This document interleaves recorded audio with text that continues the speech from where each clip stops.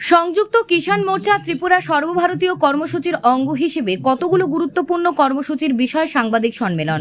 নবগঠিত সরকারের কৃষক বিরোধী নীতির বিরুদ্ধে কর্মসূচি অব্যাহত রাখবে সংযুক্ত কিষাণ মোর্চা।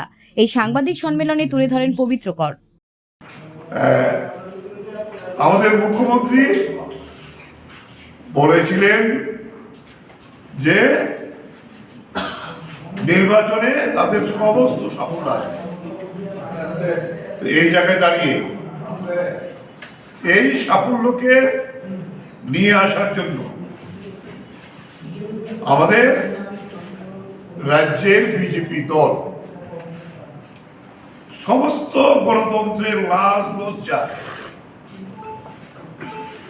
ভুলায় লুণ্ঠিত করে গতকালকে পর্যন্ত 65% আনকন্টেস্ট, আজকে 3টা পর্যন্ত হইল উইথড্রয়াল। আমি কালকে ধর্মনগর থেকে ফিরেছি, ধর্মনগরের 4টি এবং পানিসাগরের মিটিং করে এসেছি তাদের প্রস্তুতি। একজন পঞ্চায়েতের সদস্যকে টাকা সহ 2 লক্ষ টাকা নিয়ে গেছে উইথড্র করার।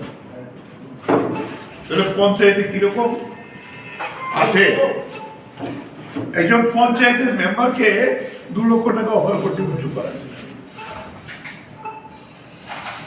একটু আগে এসছে জেলা পরিষদের পঞ্চায়েত মেম্বার, আমাদের সদস্য দাঁড়িয়েছে মহিলা, 6 মাসের শিশু তার আছে,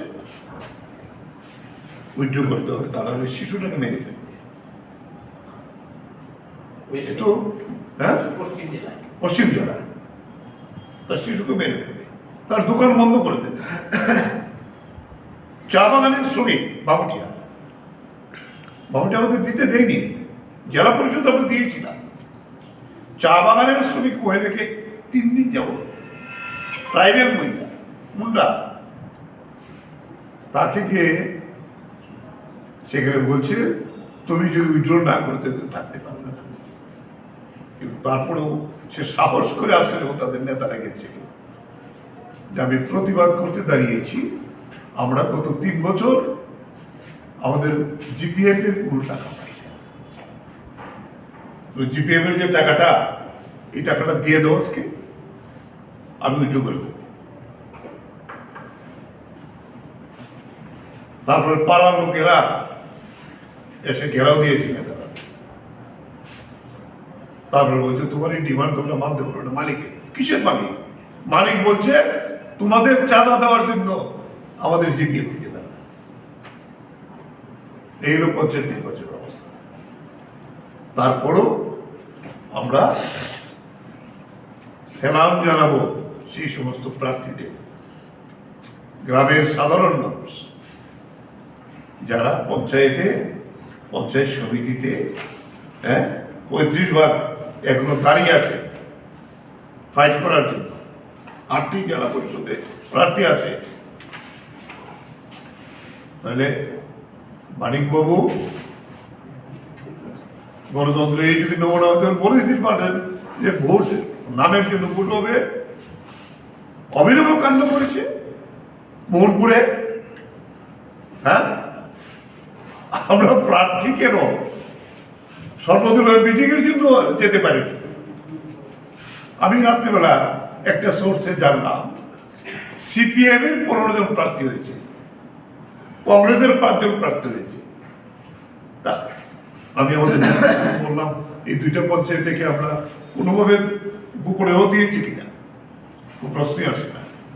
তারপরে খোঁজ নিয়ে জানলাম কিরকম জানিয়া মন্ত্রী আমাদের লোকের নামে প্রার্থী দিয়ে দিয়েছে। কারণ জিতেন চৌধুরীর কাগজটা জালিয়াত করতে পারেনি, কারণ এটা তো পার্টির অ্যাফিলিয়েশনের চিঠিটা লাগে। এখন বলছে এখানে গণতন্ত্র সাংঘাতিক, সিপিএমও দিয়েছে, কংগ্রেসও দিয়েছে, আমরাও দিয়েছি, তবে তাদের বাতিল হয়ে গেছে। এইরকম জালিয়াতি। তবে তারা চলুক এইভাবে। দেশের মানুষ এত বড় শিক্ষা দেওয়ার পরেও যখন শিক্ষা হয়নি, এই শিক্ষার জন্য গোটা দেশের মানুষ তৈরি হচ্ছে, বিজেপি থাকবে না দেশে, এই কথাটা আপনাদের কাছে বলতে চাই। দেশের মানুষ যদি জেগেছে, উপনির্বাচনে 13-র মধ্যে 10, 3টি নির্বাচনে আসছে সামনে লোক বিধানসভা, সেখানে অবস্থা খুবই খারাপ। তাই আমরা নিশ্চয়ই মানুষের এই শক্তিকেই আবার এই কৃষকদের আমরা জানাবার জন্য আমাদের আন্দোলন শুরু এখন থেকে, এবং 9 আগস্ট থেকে পূর্ণ মাত্রা এটা গোটা দেশে শুরু হবে কৃষক আন্দোলন।